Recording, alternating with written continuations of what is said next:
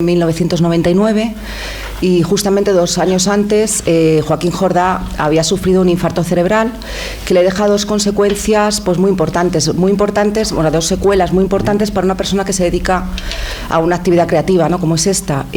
Una es la agnosia, que es la incapacidad para reconocer objetos y colores, y además que iba acompañada de una desorientación en el espacio y en el tiempo, y otra es la alexia, que es la incapacidad para poder leer.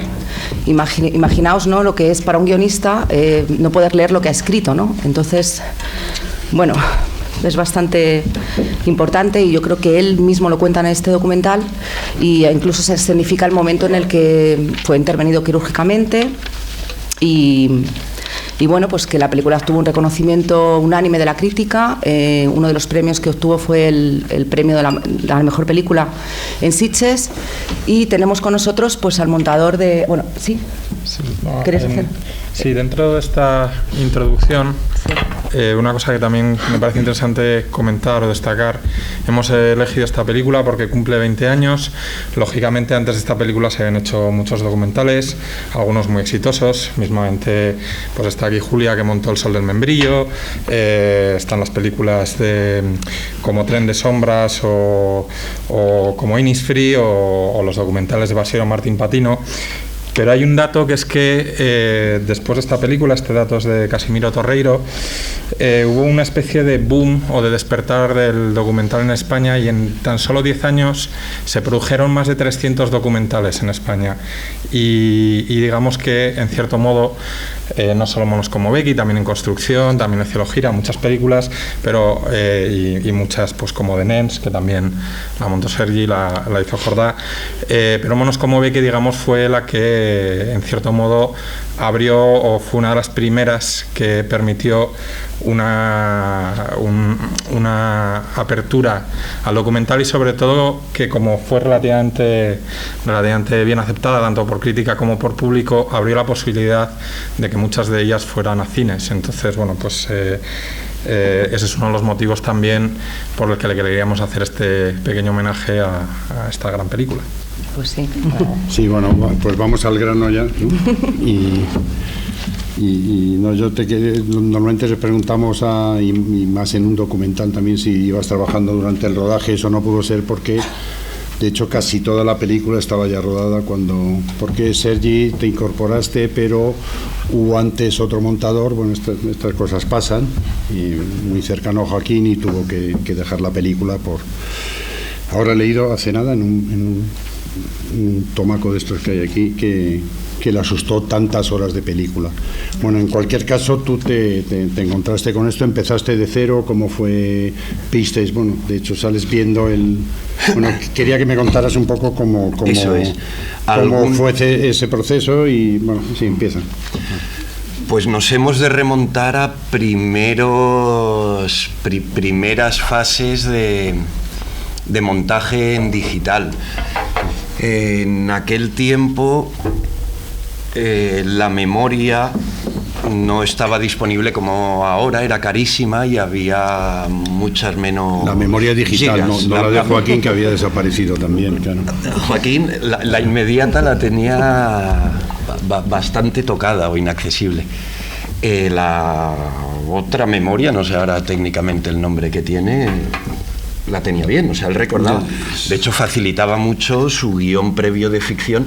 O sea, él contextualizaba perfectamente la historia y el personaje y todo en la medida en que venía de antes. Pero es cierto que el día a día estaba muy condicionado por carencias, en algunos casos severas, de memoria inmediata, de olvidar o que acababa de pasar, o intenciones, pero no afectaba a otros niveles, desde luego. Entonces estuvimos pues preparando la charla. Dudo en fechas. Estuvimos 1 mes y medio visionando el material para seleccionar qué brutos se digitalizaban, porque no era digitalizable todo como hoy en día, con la naturalidad de hoy en día. Y luego, yo diría que 3 meses más editando. Si no, serían 2. pero ahora me parece poco. No, yo creo que sí, seguramente serían 3. ¿Y el trabajo previo o no había casi trabajo previo? Había un trabajo previo que era un montaje lineal muy extenso y sin descartes, digamos, de situaciones, acciones, acontecimientos del día a día del centro de Malgrat, de la preparación, los ensayos de la obra, lo que se ve en la película, mucho más extenso, con un seguimiento más exhaustivo de todos los días en los que fueron preparando esta obra. Este montaje estaba y es este montaje, un tanto abreviado, pero así, grosso modo, el que ven y sobre el que comentan. Y luego todo el resto de materiales y entrevistas no estaba editado. Se había hecho esa continuidad de manera muy rápida de lo que es el proceso. Entonces empezaste de cero prácticamente. En cualquier caso empezamos de cero, o sea, no intervenimos sobre lo hecho, aquello era una referencia. De hecho, a mí, entrando a posteriori, era muy útil para ubicarme en toda la acción. Ajá. Claro, pero ya tenías de una manera más fragmentada, claro. Un timeline de toda la, claro, de lo que iba a ser toda la película. ¿Y esa estructura había una continuidad? ¿Estaba ya decidida o la ibais...? Porque dicen que Joaquín no escribía guiones. Yo he leído guiones de Joaquín, pero yo juraría que los he leído, no los conservo porque lo pierdo todo. Pero juraría que he leído, y desde luego el documental que yo hice con él no tenía guión, pero lo tenía absolutamente todo en la CPU, que es la... Claro, yo diría. Y este tenía ya. No escribía en esos términos. No, él no escribía, yo no. En documentales no vino con escrito. Aquí tampoco teníais nada escrito, no. Ni menos él, que ya no sabía leer lo que escribía. O sea que... No, lo que está claro, y diría que se extrae de la película también, es que sí que hay unas líneas muy claras en las que atacas, como no trenza los guiones, las historias, las sinergias internas, digamos, de la estructura, pero sí los ejes que van a vertebrar ese trenzado. O sea, no era una improvisación como quien dice en bruto. Claro, o sea, sí que tenía una estructura, ¿no? Claro, una estructura armónica sobre la que improvisaba, pero no improvisaba. ¿Dónde empezaba y a dónde tenía que llegar? Tenía claro. Como había tanta mezcla de elementos, ¿no? Tan distintos. Y cuando digo esto, sin ligereza, en profundidad de esa estructura, conscientemente abierta a lo que pueda pasar durante el rodaje, y entendiendo el rodaje con la intención de intervenir en ese propio material que se genera durante el rodaje, no buscando retratar las intenciones, podríamos decir, sino pretendiendo que el rodaje también generase en sí una forma, una realidad implementada, podríamos decir, por la intervención del cine. Eso sí que estaba clarísimo. Y luego en los visionados estos, al tiempo que había que reducir, no sé si de 70 horas a 8 para digitalizar. Que era lo que cabía en el ordenador. Eso es. Sí que cada semana era como que los lunes propusieron Joaquín y Nuria, y ahí me propusieron, muy tranquilísimamente abiertos a que dijese que no, pero para mí fue desde luego un aliciente y agradecí muchísimo que me abriesen esa confianza. Entonces, Nuria y yo nos presentábamos los lunes con propuestas de estructura, con hipótesis de estructuralidad del material que íbamos visionando, de esos brutos. Sobre eso, y Joaquín en sus condiciones, insisto, tenía afectada la memoria inmediata, no la otra. Él es como de un día para otro podías ver que se había olvidado el día anterior, sin embargo opinaba exactamente igual. Es como que su conocimiento fílmico no estaba afectado. Tal vez no recordaba el día anterior, pero sí su intención, sí su conocimiento, sí su opinión, y en eso era como bastante firme. O sea, se olvidase o no de lo anterior, coincidía en su opinión da para decir siempre ahora, sin el recuerdo. Entonces, sí que hay mucho de la estructura que fuimos trabajando en este mes y medio de visionado. Hacíais ese trabajo mientras visionabais y seleccionabais, sí. Claro, porque eso claro. Influía en las cosas que... Digamos que no dejó de hacerse en el hábito. De todas formas retomaríais muchas veces cosas que habíais dejado, volveríais... Claro, es que eso, lo que se hace ahora... Es algo que no se cerró solo con el visionado. Es decir, ya tenemos la estructura y ahora vamos a poner en timeline esto. Ya. Siguió abierto, pero empezó ya durante el visionado y semanalmente. Y a medida que entraban nuevos materiales en el visionado, las estructuras abarcaban más. Era un juego de, con lo que hemos visto, ¿qué podemos hacer? Continuo. Aunque esta cuestión de digitalizar solo 8 horas porque era lo que admitía la tecnología de la época, antes, cuando estábamos comiendo, nos comentabas que esto es una práctica que tú, pese a que la tecnología de hoy en día te permita digitalizar las 70, etcétera, etcétera, sigues manteniendo como forma de trabajo hoy día y otra serie de cosas también de aquellos métodos de montaje, digamos, analógicos que sigues manteniendo hoy día en tu trabajo. No. Bueno, algo que también hablábamos, la idea de reflexionar el corte como si no fuese tan accesible la corrección como lo es en digital. Algo que, por cierto, tiene su germen sin duda en convivir con Joaquín y empezó en esto, su manera de despotricar continuamente del digital. Y bueno, y cabe decir que de no tener a Iván Aledo al lado, que despotricaba igual. Más a mí me hizo montar una película de ficción, porque cuando yo monté El Cazador y entonces teníamos moviola, apenas tenía la moviola en el año 90 un vídeo 8 incorporado y ya grabábamos ahí para jugar, mira, se graba aquí, se ve y puedes...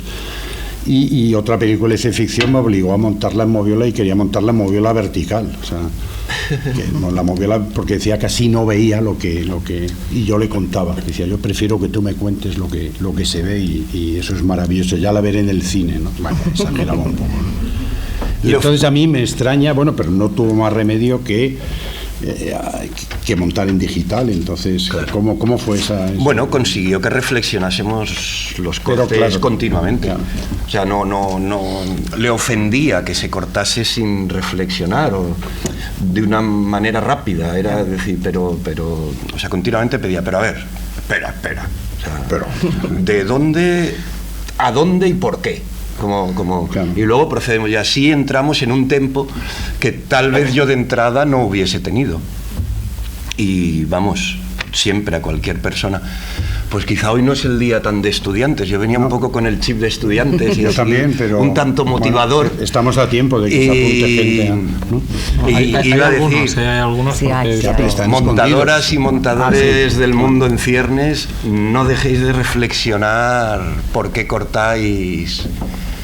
O sea, es cierto que se puede arrastrar en el timeline, pero como quien dice, si se hace sabiendo qué se arrastra y cuánto, o sea, como conceptos esenciales en montar, el por qué se coge un trozo y para dónde se está cogiendo, con una hipótesis de resultado.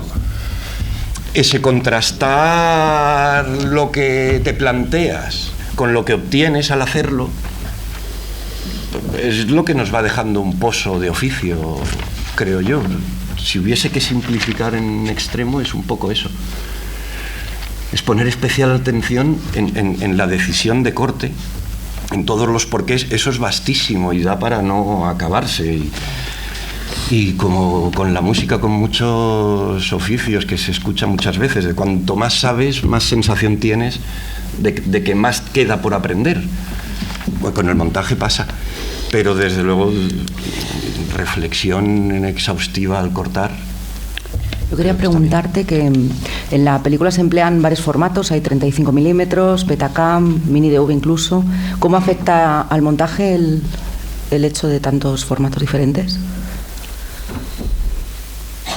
Pues diría que al digitalizar ni tanto, porque la propia ingesta unifica esos niveles, o sea, proyectas la diferencia textural en el resultado final, pero digamos que al trabajar todos son el mismo tipo de archivo digital, o sea, técnicamente no genera ningún tipo de diferencia, digamos, técnicamente. Luego, pues narrativamente efectivamente, sí.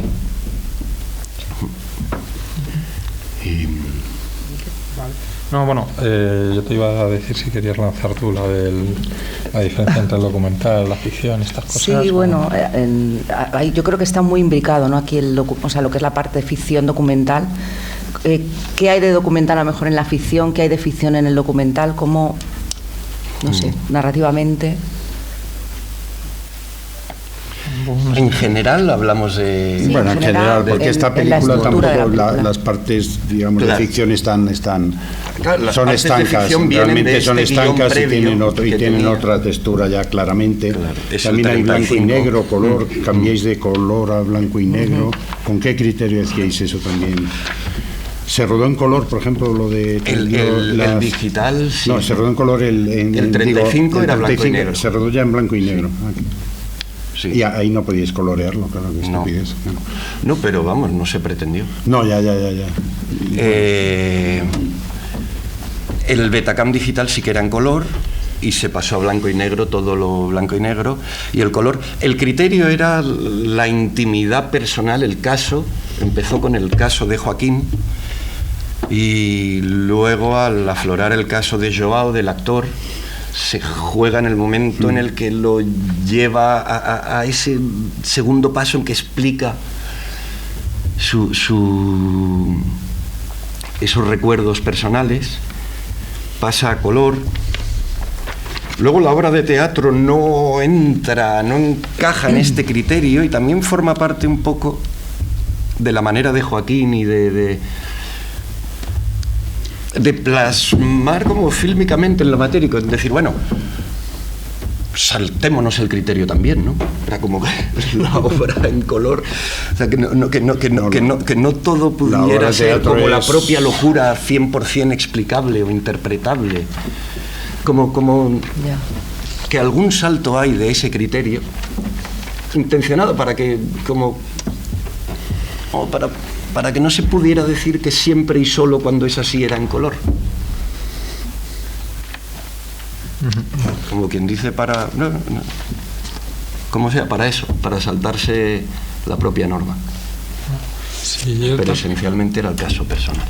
Sí, hombre, es evidente que aquí el juego entre realidad y ficción es una cosa buscada, forma parte del dispositivo con el que te obligan a reflexionar, ¿no? Que además lo expone de forma francamente lúcida el paciente esquizofrénico al final de la película, cuando habla del contra y el plus, ¿no? y de que es como mirarte al espejo y ver dos opiniones, ¿no? Y bueno, dos yos y una foto. Dos yos y una foto, ¿no? Sí, es bueno. Que es curioso que es el que de forma más lúcida y más humana nos explica todo el conflicto ético y moral que tiene, ¿no? el tema que está retratando.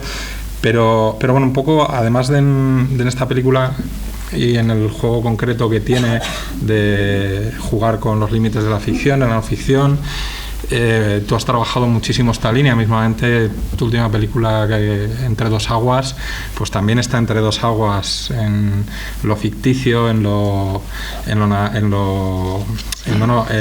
documental, es decir, es ficción pero está trabajada con técnicas documentales. Y bueno, yo un poco lo que te iba a pedir es que nos explicaras ese fantástico concepto que me has contado en la comida y que te voy a copiar, el documento mental, el ¿no? documento mental. El documento mental frente al género documental, ¿no? Entonces, si quieres, porque me parece una gran reflexión. Pues viene un poco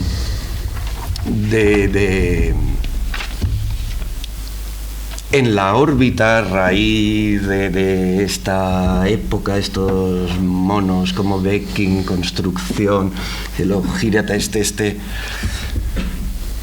que parece que incentivó el debate en torno a lo documental, a la ficción, a las líneas, al saltarlas, al mezclarlo, transgredirlo, no sé qué, está vinculado a una opinión y sensación íntima. Desde luego, en mi caso lo he aplicado siempre y solo y esencialmente me ha funcionado.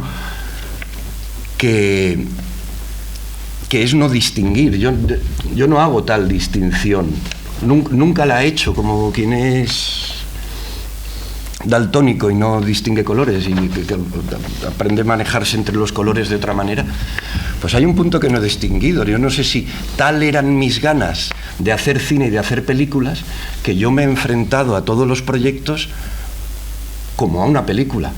Y con el mismo rigor y respeto, y en realidad gestionando los materiales en torno a variables, a idénticas variables de criterio, de construcción narrativa o espacio-temporal, la volumetría, digamos, espacio-temporal que genera el montaje, sin distinguir del género. Es como... Bueno, es que no como es un género, si claro, se plantease cómo afecta al montaje montar un western o una película de ciencia ficción. Dice, pues igual modifica más la dinámica quien la dirija que en sí, qué género o cómo se haya filmado, entendiendo que tiene mucho que ver con quién la dirija, pero pongamos por caso found footage, ¿no? Pues va a depender mucho del tipo de material que se utilice, más que del género en el que desemboque el resultado. Eso afecta más. Entonces, a la hora de enfrentarse al material, yo siempre lo he hecho de idéntica manera. Entonces, una manera, buscando el decir, como si la sola pregunta condicionase el terreno de juego. Y era decir, ¿cómo me salgo yo del debate entre documental y ficción, entendiendo que no le veo sentido a la raíz de la pregunta? Bueno, pero... Y ahí surgió lo de documento mental, claro. como juego de palabras que evoca el documental y que a mi juicio deja claro que un poco lo excluye de este halo de verdad inamovible o de retrato de realidad que pudiera distinguirlo de la ficción, y que es cuando revierte en el montaje,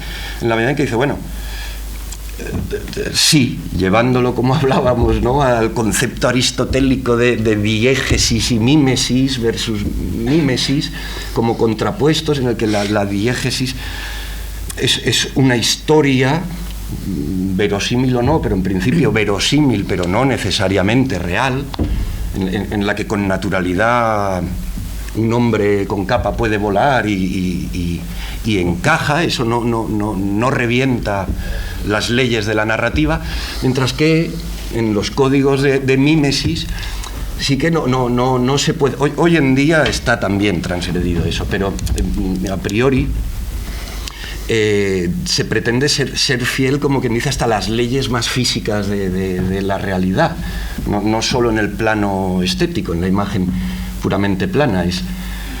Entonces, el documento mental, pues para mí es un poco eso, es ese retrato tendiente a la mímesis, pero al final subjetivo, viene del no existe la objetividad, de todo punto de vista condiciona, altera la realidad como para no poder calificarla de objetiva. Entonces es como una manera de pretender decir, no existe el tal documental, como muchas veces se sobreentiende.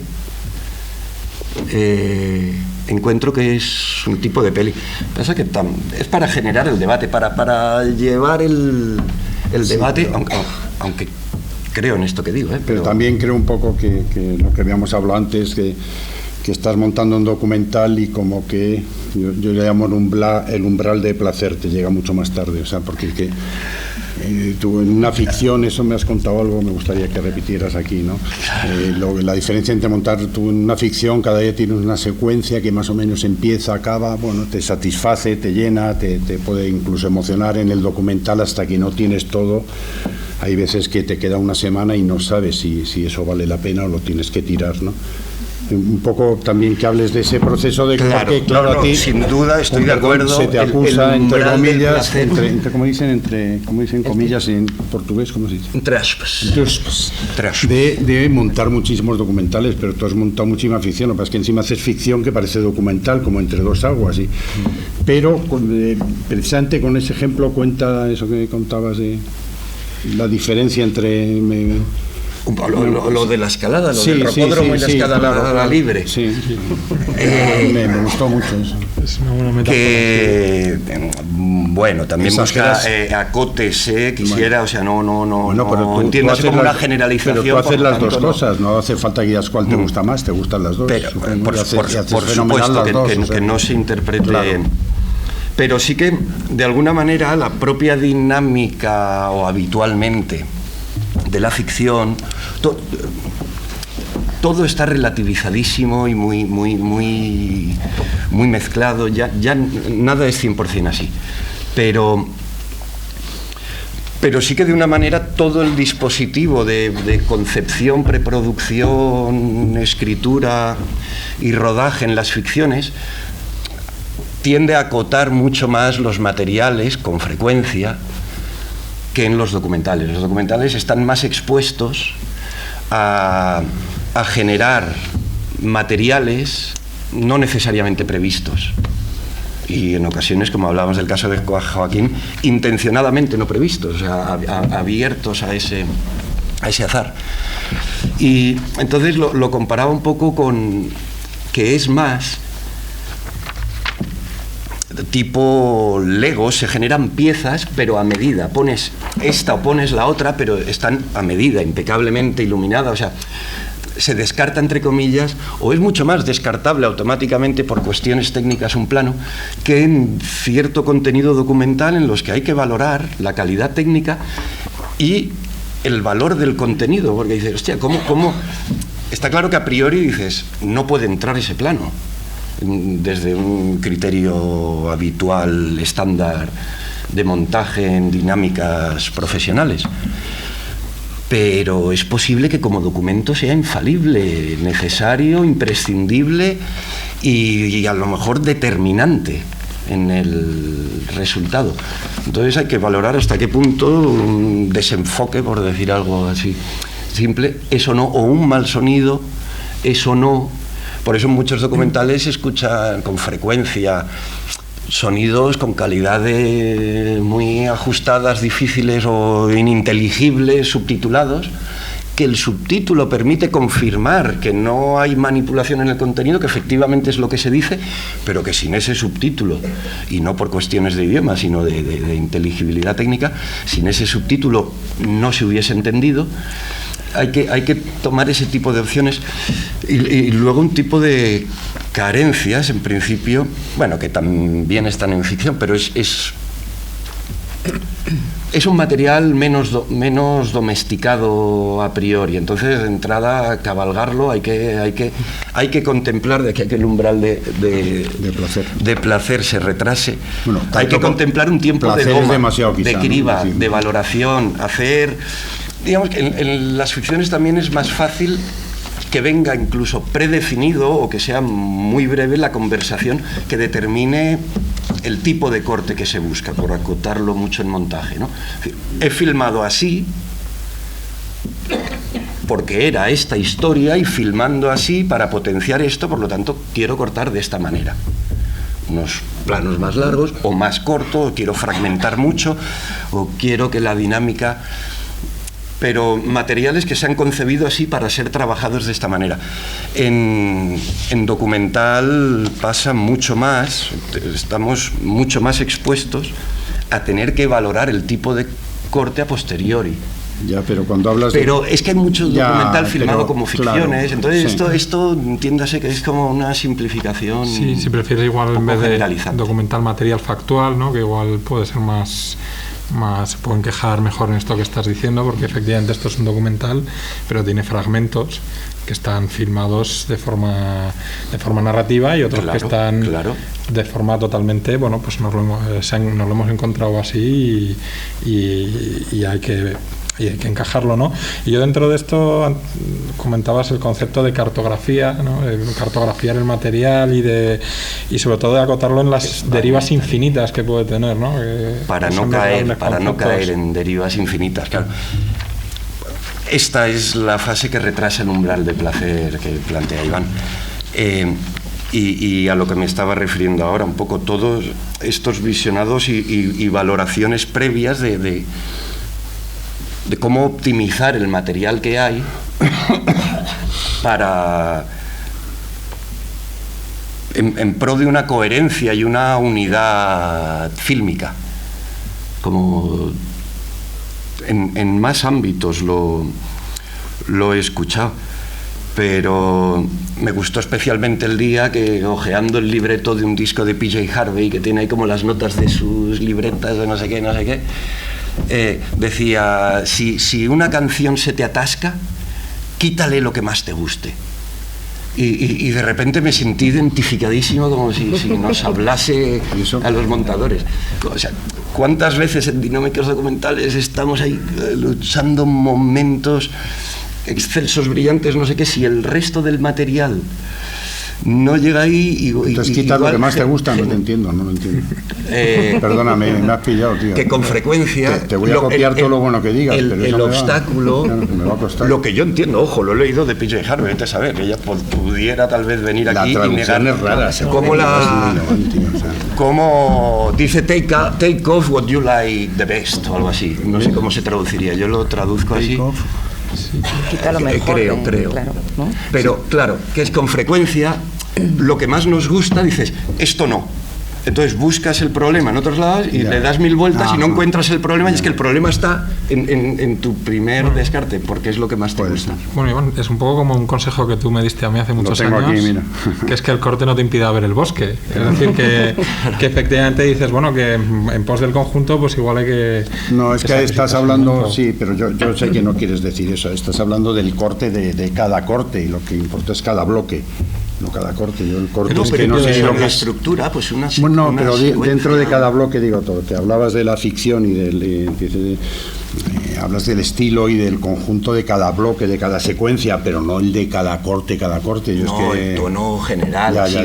No, yo sé que sí. Como quien dice musicalmente, esto vamos a ir de swing o de vals o de no sé qué. De todas formas, pensaremos lo de quita lo mejor, porque seguro que hay algo ahí, ¿no? Cuesta poco pensarlo y no hay por qué hacerlo, pero igual. O no hagas caso de lo mejor será que no hagas caso de lo que crees mejor y intentes ser más sólido en todo y no de lo más brillante, debe ser algo así, ¿no?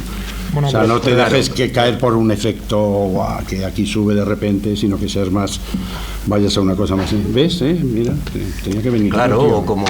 Sí. Pero porque a lo mejor sabes lo que es, pero lo peor no lo sabías. Entonces, una vez que has quitado lo mejor. Pero a veces lo mejor se refiere a una cosa muy brillante, y es verdad que a veces tienes una cosa muy brillante, te pone un pico y y lo que tanto cueste, con frecuencia, en la toma de distancia, igual efectivamente ves clarísimo que desentona y dices, no, sí, está muy bien, pero desde luego es un pegote visto así. O sea, el concepto mejor igual, además, al quitarlo es con conciencia de que, bueno, era lo mejor.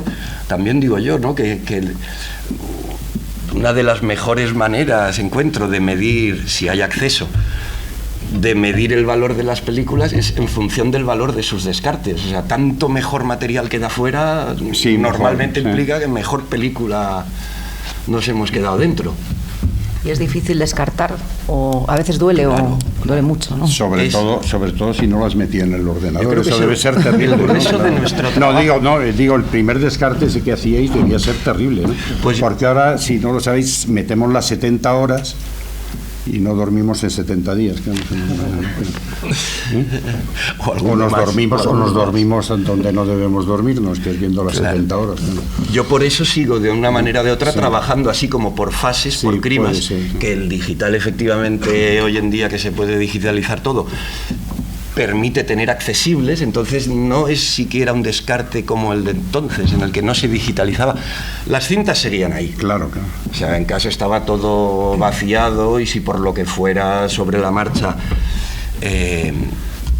hubiésemos replanteado, si hubiese descartado algunos materiales del disco y si hubiesen metido, o sea, no es que se descarten para siempre, pero es mucho más fácil ahora.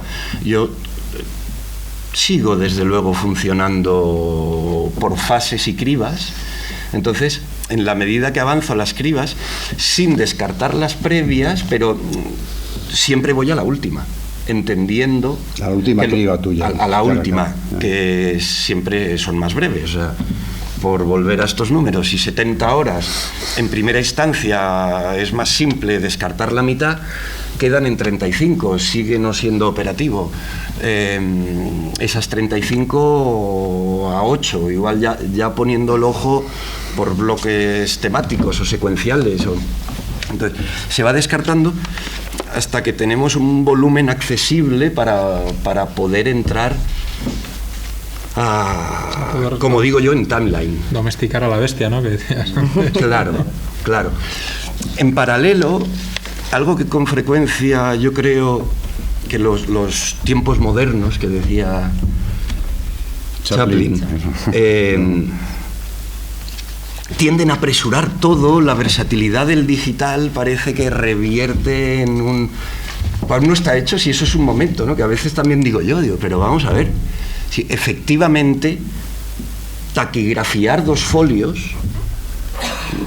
puede ser cuestión para alguien además que lo tenga fluido de 3 minutos y medio o 7, no lo sé bien, yo no voy fluido, pero digamos, si es que no son 2 folios, es un discurso y ha llevado una semana escribirlo, no es que dice, pero esto 2 folios, como pretendiendo, ¿cómo no lo has tenido en media hora? Bueno, porque he estado pensando qué escribir, no se trata un poco, el timeline desde luego se pueden tirar planos, pero digamos que el volumen, yo creo, de peso es... Primero está en qué no ponemos y en esos porqués. Entonces al final, como quien dice, poner, simplificando mucho también, caricaturizando, poner viene siendo lo de menos casi. Oye, una pregunta que no puedo más. ¿Hacíais visionados de vez en cuando de lo que ibais a hacer? Sí, claro.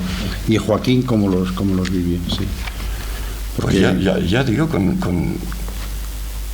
bueno, yo aprendí lo más grande, con unos criterios, a mí me explotaba la cabeza. Joaquín y la gente que accedía a la sala a opinar, y a Joaquín, pues siendo como era mi primera peli, hostia, de una ¿Con qué edad la hiciste? Con 23 tacos, ¿no? Eso es. De una riqueza y de un peso las opiniones y los argumentos, sí, que eran en sí lecciones maestras continuamente, sí, claro. Pero para mí entonces, pero vamos, a mí me funcionan, yo he aprendido en función de eso y... Vamos a pasar, ¿no? Sí, yo creo que... Pero me gustaría hacer una consideración. Tú has hablado de todo cambia a partir de Monosman, todo cambia, es un giro, un punto de inflexión, pero claro, yo quiero reivindicar además que la ponemos en la sesión siguiente, no la otra, el desencanto, que la vamos a poner aquí, que es sí. Y ya por lo que a mí me toca le encargó El Cazador. No tuvieron el desencanto, sí, pero bueno, que un poco empieza esto en el desencanto y que no dejéis de venir a verla, y sobre todo si los que no la hayáis visto nunca en pantalla grande y con gente que es otra... Y también es la primera película precisamente que montó Pepe Salcedo, curiosamente, fíjate, también jovencito, y casi la primera que montaba Jaime Echavarri. Y en un momento se marcan el desencanto, ¿no? No, solo quería, reivindicar eso un poquitín, ¿no? Porque además yo soy desencantón total, porque puestos a reivindicar el documental, ¿no? Lo hablábamos antes, el cine empezó siendo documental, empezó con los Lumière. Bueno, ya, pero Nobleza Baturra no, esa no. Puestos a reivindicar reivindiquemos lo que está en la misma esencia del cine.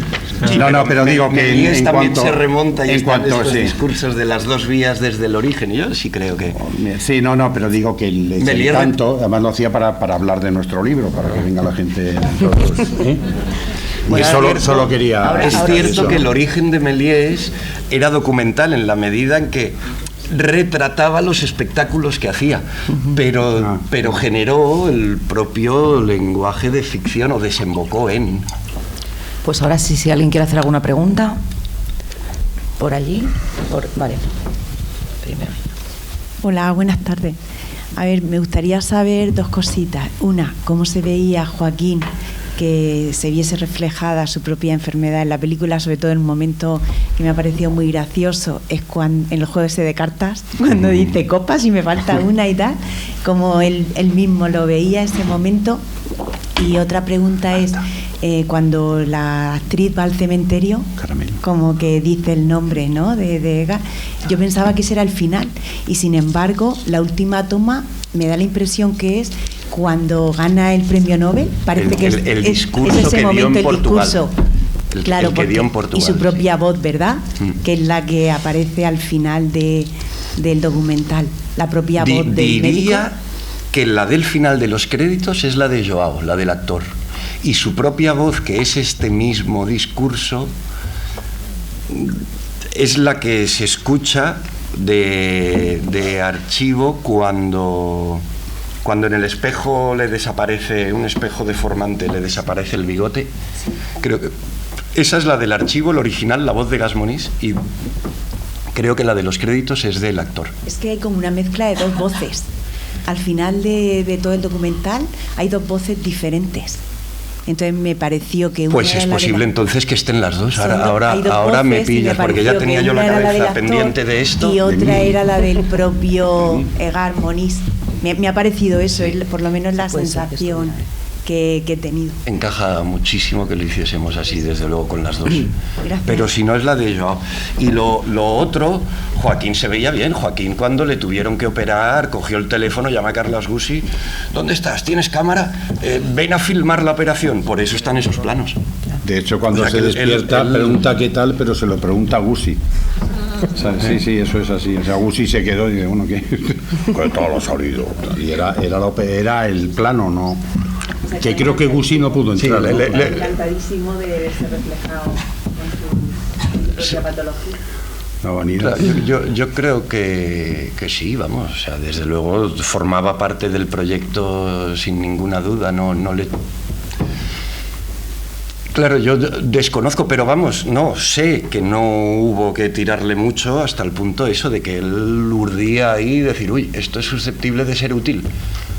Y dice, ven a filmar esto que desde luego 2 veces no me van a operar y por sí es útil. O sea que ya le rondaba, él ya contaba con exponer su caso y hacerse partícipe. Pues integrar, yo creo, también el dispositivo fílmico en la realidad hasta el punto de que él también irrumpe ahí. Eso es, él también está ahí. Por cierto, ¿cuántos personajes hace Joao? Porque como 4, ¿no? Joao hace de varios personajes, pero luego es él mismo cuando ya revela, ¿no?, el momento en que él ha sufrido también eso una enfermedad. Podrían ser 3, digamos, él mismo. Él mismo. Y luego el investigador que es el mismo sí. de la obra de teatro. En realidad yo diría 2. Y Moniz, Egas Moniz, claro. El sin bigote, la suplantación en el que hace como de Egas Moniz, y luego él como actor con bigote que acaba sacando su yo, pero que sí. es el mismo yo. Pero es muy interesante ese proceso, ¿no? Hasta que se desnuda y es él, y en cierta manera como que hace una reflexión sobre cómo el teatro puede ser una terapia también para para los chicos, ¿no? Para los enfermos, y bueno, toda la película está muy impregnada con todo ese, con esa terapia. ¿Cómo puedes conseguir salir de ahí? Claro, yo creo que esto estaba en las intenciones también, el que la propia película encarnase en sí misma el discurso que pretendía retratar. Exacto. Un poco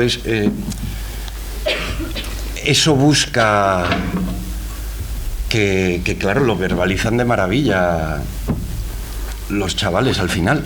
Dice Ramsés, que dice, sí, porque el teatro es terapia, el cine es terapia. La intención era que en sí la película visibilizase, no retratar terapia, sino hacerla en sí, encarnar sí, con su intervención el discurso, la visibilización de lo bien que sienta, pero no tanto retratando un taller de teatro en el centro, como interviniendo la propia película. Y en cierta manera también el un poco borrar las barreras entre qué es digamos, la locura y qué es la cordura, ¿no? Entonces esto está todo el tiempo, permanece en toda la narración. Y no alterizar, claro, Exacto. para desde luego por ahí. Y además del discurso hablado, y antes de pasarlo... Tenemos preguntas, sí. qué bien. He visto una imagen que me ha parecido que era él, pero quería que me lo confirmase, porque yo cuando era pequeña fui al Zoo de Barcelona, estoy hablando hace más de 40 años, y vi a Copito de Nieve, conocí a Copito de Nieve. Pues era él. Cuando vivía. Y un segundo digo, ¡ay, Copito de Nieve! Además, a Joaquín le mata el Zoo de Barcelona, porque había una secuencia del cazador que tenía que rodar en África y estaba todo el mundo vacunado, todo el equipo a punto de salir, y ya casi en el aeropuerto dijeron no vamos, ¿no? O sea, no. Y lo rodaron en el zoo, en el carrito del zoo, y como si fuera África, o sea, que debe tener una especie de... Y el sonido de Becky, o sea, el sonido que oímos es casualmente de un orangután. Ese es. El Becky, seguro, no es otra. No, Becky no. Becky no. Ah, no, Becky Pues no, no, claro. Pero sí. Claro, y no es casual, es por el tema de los monos, de que se empezó experimentando con monos. Ahí había otra. Sí. Vale. Sí, hay una dedicatoria al principio que es a su tía muerta en un manicomio. A su tía Quería saber Josefina. si de esto se habló en el rodaje, y luego también que en Argentina hay un grupo libre de gente no psiquiatrizada o de otra forma no convencional, que es la Califata o la Colifata, que son muy conocidos. Sí. Y que me parece muy actual este documental, vaya, pero muchísimo. Pues una vez más, y como en tantos temas, da para decir tristemente, ¿no? O sea, pudiera interpretarse como confirmación de que muchas cosas no han cambiado pero bueno, también han cambiado muchas cosas, también es injusto para la gente que efectivamente sí que está en estas dinámicas, diría, ¿cómo que no ha cambiado? Antes éramos 10 y ahora somos 10.000. Sigue siendo poco, pero... Claro, por eso. Y nos siguen medicando de una manera brutal, ahora más. Yo hoy sí que... Reviendo el principio y cuando dice la psiquiatrización de toda la población, de no sé qué, es brutal cómo ha evolucionado la medicalización exponencialmente, ya no solo en el tipo de casos, y ahora, vamos, conseguir medicación fuerte, antidepresivos, es más fácil que una baja, vamos. Es así. De hecho, hay un filósofo que se llama, bueno, seguro que lo digo mal el nombre, Hal Byung-Chan o Chan Byung-Hal o algo así, que precisamente dice que tiene un libro que se llama La sociedad del cansancio, que dice que nuestra sociedad actual está definida por ser la sociedad más medicada y por ser la sociedad de la depresión. Por lo tanto, efectivamente, esa medicalización de toda la sociedad, pues efectivamente es una cosa que ha ido a más. Ha ido a más. Y que efectivamente el documental nos invita a reflexionar. Sí, hola. Bueno, además de felicitarte por el trabajo inmenso, todo el equipo, sí. Todos Tengo una pregunta que estábamos compartiendo aquí, que es un poco extra narrativa, pero nos llama la atención que la película está firmada, además de por Joaquín Jordá, por Nuria Villazán. Y bueno, queríamos preguntarte un poco. Absolutamente, sí. Porque no la habéis mencionado nada. Bueno, bueno. íbamos a mencionarla ya, ¿eh? No, entiendo. No, que no. No, porque es obvio, es que firma el guión y la dirección al 100% con Joaquín. O sea, y así trabajaron. Y además hemos hablado de si estuvo en montaje y él hablaba hemos dicho que las estructuras las trabajaban Luis, le van proponiendo los lunes de Villazán y Díez, que le proponían las estructuras. Y Nuria, yo la conocí, era la script de la última película que hizo Joaquín de ficción. Y en esta Joaquín, pues es que no podía, o sea, por la memoria eso, entonces tenía que tener no solo un lazarillo, sino que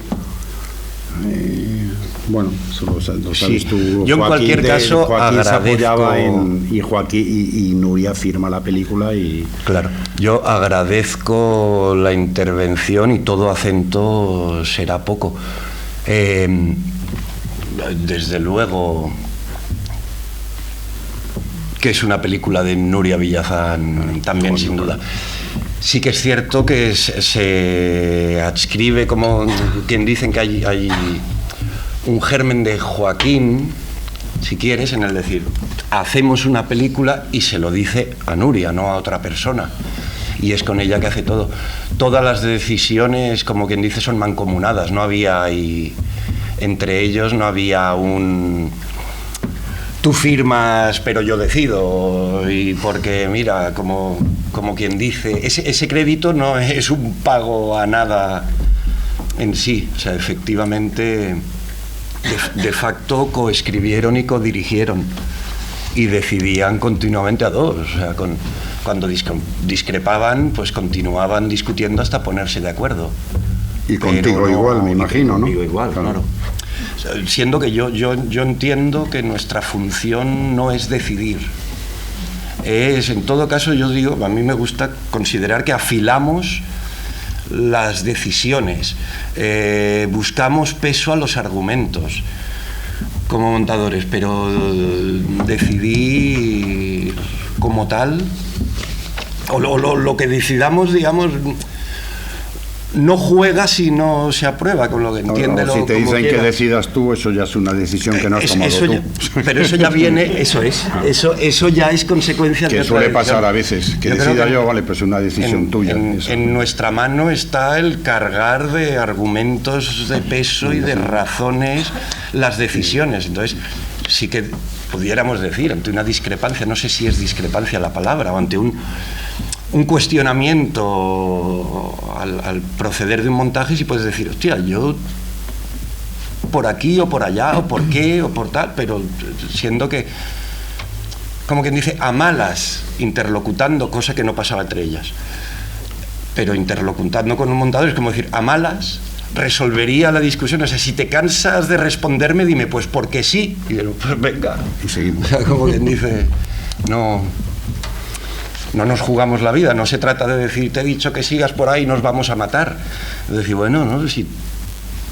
Luego Nuria sale muchas veces en las películas. Se le oye... Sí, hace de actriz y de... Bueno, sale con el pelito corto, es una chica rubia. Sale más que Joaquín incluso, ¿no? Un poco más. ¿Qué, Nuria? Sí, bueno. Probablemente, sí. Porque este documental partía de un guión que ya estaba hecho para ficción, ¿no? Sí, en el origen, sí. El origen era ficción. Sí, no pudo levantar ese guión. A mí he leído en libros que nunca existió el guión y yo lo he leído, o sea que no. Sí que está. Pero he leído en libros, no, Joaquín nunca escribió el guión, pero yo lo he leído. Y lo que pasa es que pretendió ponerlo en marcha en Portugal y claro, los portugueses les horrorizó, o sea, le echaron del país inmediatamente.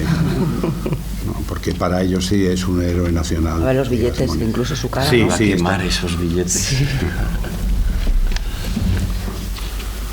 Pues a ver si hay alguna pregunta. Preguntas más por ahí. Por ahí atrás.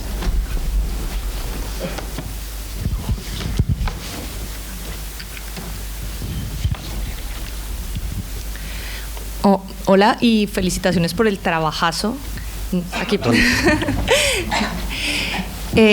Yo quería saber, fuera de esas líneas argumentales iniciales, incluso estaban hablando que había un guión, si nos puedes mencionar una de las sorpresas que la realidad, al grabarla después, les dio y que tuvieron que añadir como línea argumental al final. Hombre, como línea argumental, así con ese peso diría que ninguna. Que efectivamente estaba Portugal, estas partes en 35, el museo, el despacho en el que atentaron contra Gas Muniz, estos lugares estaban claros, la secuencia con la monja, son destilaciones de ese guión de ficción original, íntegramente ficción, de origen, que se desmembró y que, digamos, el ataque de monos como Becky no estaba vinculado a ese guión. Pero sí que de ahí salpicaron las ganas de hacerlo y las ganas de hacerlo, porque y un se quedó cierto frustrado retrato por no hacerlo y del perfil personal de sí, Gas Muniz, que es lo de la mancha, tal. El guión era una maravilla, el guión de ficción era asombroso, o sea, era... Y yo lo he leído, o sea que existía, joder, tenía hojas. Los parientes de Gas Muniz y luego la parte de Malgrat. En ese sentido, las perlas que pudieran aparecer en el camino estaban en la línea de estos pilares estructurales. Pero quizás son estas reflexiones una de las felices sorpresas están en este visionado del material, en las reflexiones del final de la película. Por dónde iban a salir y qué iban a decir no estaba pactado, ni hablado, ni se pretendía prever. Y yo recuerdo otra secuencia que en su momento le dimos muchísimo valor y que también fue medio accidental, si quieres, así en esta un poco improvisando y aprovechando el viaje en el bus de vuelta del zoo. Qué bonito. Como retrato, introducción de ellos, de la manera, porque viendo todos los brutos, o sea, cada uno de los personajes tenía un carácter particular que intentamos que un poco la película refleje y podamos ir viendo el tono de cada una de las personas que estaban allí. Pero recibimos con alegría y alivio esa secuencia del bus porque encontrábamos que nos daba muchísimo de lo que se buscaba. ¿Y no estaba en el retrato de ellos. No, como tal, no. Si hubiese podido rodar durante el bus o en el centro, tal, en algún momento qué les parece estar participando en una película, sí que entraban los dispositivos de visibilizar, o sea, en las dinámicas de visibilizar el dispositivo que se buscaban, Joaquín y Nuria. Porque a todo eso, pues eso, yo intervengo luego. Esos criterios son a priori. Y una pregunta, aprovecho cogiéndola de ella. La escena en la que iban contando, que les dice, cuéntanos una vida para tu personaje, y da la impresión de que cuentan sus propias vidas, que igual no son las suyas, o igual sí, no lo sabes. Tienen enjundia. Porque esa, ¿hasta qué punto es real? Efectivamente, el planteamiento era jugar, como parte de los ensayos y tal, a que explicasen su personaje en la ficción. Pero la situación llevaba en prácticamente ¿no? todos los casos a que a ellos les reproducía la estructura de las terapias de grupo y automáticamente cambiaban el chip y ni película, ni obra de teatro, ni personaje, y sacaban ahí su punto. Un poco campeones, ¿no? Bueno, eso generó durante el rodaje O sea, un momento de tensión y de crisis un poco interna, de decir, hostia, ¿seguimos filmando esto o no? ¿Abortamos esta situación? ¿No está funcionando? Por dinámicas de un poco de y en montaje los límites de lo pornográfico, no de la ficción o del documental, sino del hasta dónde retratamos o qué nos es lícito. Y ese momento se tiró para adelante y se consideró que se contuvo en unos límites, pero era decir, efectivamente no es ese retrato de esa gente el que se estaba buscando. Entonces llegaba un punto que era decir, realmente estuvieron a muy poco y finalmente se utilizó. Durante el montaje también es de las secuencias que más tiempo y más reflexión nos llevaron de si se utilizaba o no, qué aportaban y por qué. Y hasta qué punto eso pudiera ser de interés universal o un morbo a mí me que parece, per se no se buscaba en absoluto. Pues a mí, en mi opinión, justamente el que salga la verdad de cada uno así, de esa manera, lo que hace es un poco exponer precisamente cómo los enfermos también tienen conexión con la realidad, ¿no? Entonces yo creo que esa parte le da esa autenticidad. Claro. Pues desde luego de toda esta crisis desembocamos en que terminaba entrando y por ahí iban los tiros. Consideramos que enriquecía esa ambigüedad también propia, y probablemente en esos límites o esos límites son los que visibilizan la terapia en sí que se hace y por qué un teatro o hasta dónde, pero esto es cosa de experto, digamos que yo soy experto en montaje, no en psiquiatría. Pero esos son los límites que hacen de una actividad lúdica terapia, o de esa mezcla, esa fusión, esa naturalización, esa integración. Pero bueno, esa secuencia fue, tanto durante el rodaje como en montaje, de lo más reflexionado por estas cuestiones éticas, digamos. Mira, ¿por ahí hay alguna pregunta?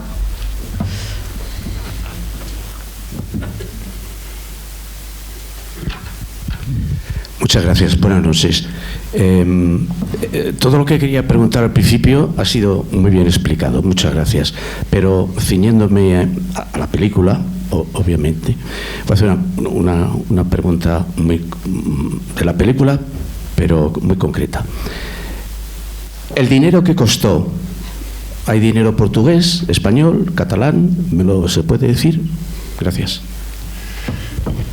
Pues la verdad es que el montaje ni tanto, es lo que puedo decir. Yo creo portugués no hay dinero portugués, y español y catalán sí. Pero vamos, no, pues lo mismo que en psiquiatría, digamos, en producción tampoco. En eso soy muy bicho de corte y no recuerdo yo ahora. Bueno, sí que recuerdo también como inolvidable, y ya pues aprovecharé para mencionarle a Pérez Giner como productor. Y sé que sí que había dinero de Ministerio Central, había dinero catalán. Y yo sé que él, no sé en qué término, es que aquí es donde no soy la persona para responder en términos. Tenía un socio. Había una venta Canal Plus también, ¿no? Segura en los claro, Arte en Francia. Arte. Canal Plus y Arte entraron, esto estaba vinculado al máster de documental. A Jordi Balló y el máster de documental. Creo que iban acompañados de esa partida francesa. Entonces sí, cierto, Francia y el central y el autonómico de Cataluña. Y yo creo que ningún otro. No sé, el socio capitalista, vamos a decir, de Pérez Giner, no sé si lo que hacía era adelantar un dinero técnicamente que luego cuando se recibe, etc., o eran aportaciones en clave de mecenazgo, eso lo desconozco. Sí, pero en Portugal no gustaba mucho esto. No, Claro. Portugal no. Portugal. Bueno, yo creo ya que la última reflexión, que queráis hacer algún comentario vosotros dos, Iván, Miquel. A mí, Hay una última pregunta venga. del público. ¿Hay otra? No, pues si no, decir ¿no? que hoy de repente me he acordado, porque además Joaquín de joven, que para mí siempre ha sido joven, no sé por qué, siempre ha sido un niño, siempre ha sido joven. Esa idea tengo de él, incluso viéndole aquí. Pero cuando tenía menos años y vivía en Italia era idéntico a Kubrick, ¿no? Entonces cuando he visto el laberinto ese y la locura y no sé, de repente me ha recordado, no sé si lo pensó, pero es muy, bueno, de repente me ha acordado de eso, ¿no? El laberinto que, por cierto, maravillosamente hilado. Lo del laberinto estaba pensadísimo, como emulando el cerebro, ¿no? Sí, ves, claro. Y cómo está... Sí, cómo está armado, eso es una maravilla, ¿no? Claro. Cómo te va. Wow, sí. Además, está muy bien hilvanado en paralelo con los propios... Claro. Con no solo entre los tres... Con los mirones. El filósofo. No solo el filósofo, el sociólogo y el neurocirujano, sino también con los propios pacientes que hablan como en tercera persona, pero que van entrando y saliendo, y es muy brillante porque dices, claro, estamos hablando de gente a la que ahora conocemos, ¿no? Que también es el valor que aporta no solo la puesta en escena de colocarles en el laberinto, sino de la puesta en sucesión que aporta el montaje y que efectivamente le da ese valor. Yo, para concluir, yo te iba a preguntar, han pasado 20 años y bueno, estos 20 años han pasado muchas cosas. ¿Qué recuerdos te trae? ¿Cómo valoras desde dónde saliste y dónde estás ahora? Y bueno, ¿qué le dirías a alguien que le toque un proyecto como este empezar? Que pa'lante. Uno con eran 70 horas con Tía, no lo sé, complejidad pasa enorme. tan volando el tiempo que podría caer en el tópico de parece ayer, pero... Parece ayer. Pues ya que tuve la grandísima fortuna de tropezar con gente y proyectos de este calibre, que un poco, como me decían, aceleraron en mi biografía, como decían, el acceso a un cierto nivel de conocimiento, de criterio y de argumentos, pues al que, desde luego, por otras vías, sin tropezarme con esto, y con esto no digo que no fuese merecida mi participación aquí, pero desde luego muy afortunada y casi casual, sí. Y ese agradecimiento pues aceleró acceder ahí, y algo... yo creo que he mantenido, me puso en una tensión de oficio a la que no sé cómo la hubiese adquirido por otra vía, supongo que de igual manera, tal vez más prolongada en el tiempo, a lo mejor. Me puso en una tensión de rigor al enfrentarme al trabajo, que diría nunca he perdido, y recomiendo, nunca he perdido ni dejado de aplicar a cualquier proyecto, digamos, que he vinculado a mi manera de hacer, no al proyecto. No he distinguido entre proyectos que se merecen una especial atención u otros que menos. Una vez y siempre que he decidido que participo en un proyecto, digamos, procedo de igual, entendiendo que el proceder se adapta a la idiosincrasia de cada proyecto y los materiales, pero procedo con idéntico rigor y con idéntica intención e intensidad. Pues si tuviese que recomendar algo, recomendaría no hacer caso a mis recomendaciones, o sea, confirmar todo personalmente, porque cada persona somos un mundo, pero sí diría que a mí me ha funcionado, y tal vez recomendaría poner siempre rigor a todo, por grande o pequeño que nos parezca. Yo creo que eso solo puede acelerar el aprendizaje y la adopción de método o la automatización de gestos cotidianos, y entonces poder estar con la cabeza donde más conviene y no... Entonces, como desde ya a quien esté aprendiendo, le invitaría a que se tome muy en serio todo lo que hace. Pues un gran consejo, y con este consejo vamos a cerrar. Un aplauso para el señor Un aplauso Díez. para Sergi. Muchas gracias por todo, Sergi.